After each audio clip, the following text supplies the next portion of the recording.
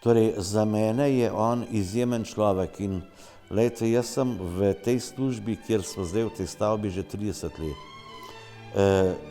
Osebno sem poznal največje ljudi Slovenije v povojnem času, ne mislim politika, znanstvenike. Ko smo potem zvečer sedeli pri večerji in sami študenti zase in se nam je pridružil profesor Maček.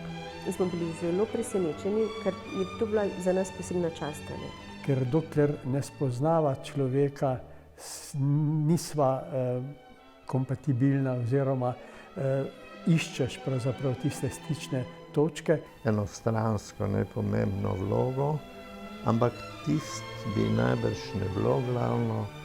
Glavno je bilo to,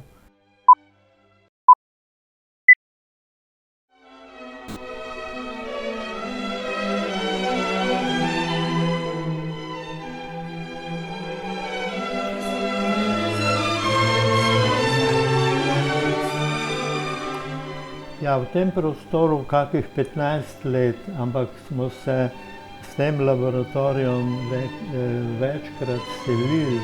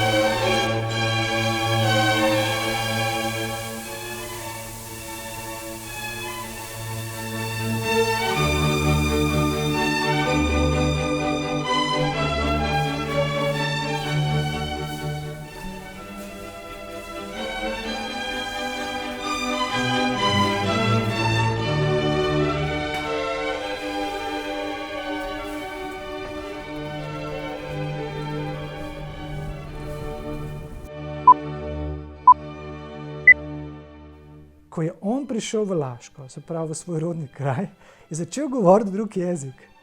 Ne? On je drugače govori, to zdaj vidim, ne? Pač neko zelo knjižno slovenščino, niti ne ljubljanščine, ampak ko je prišel tja, ga jaz nisem več razumel, kaj on se pogovarja z domačini. In to mi je bilo zelo zanimivo in sem ga potem to spraševal, kaj si rekel, pa kako je zdaj to, zakaj govoriš drug jezik? In je v bistvu preklaplo on nezavedno. On je enostavno tam govoril z ljudmi svoj jezik, ki ga je govoril v otroštvu. In to mi je bila tako ena taka zanimiva izkušnja, da moj oče ima pa še eno čisto drugo dimenzijo, no, tako, ki jo mi pač, ne, drug jezik govorimo. Tako.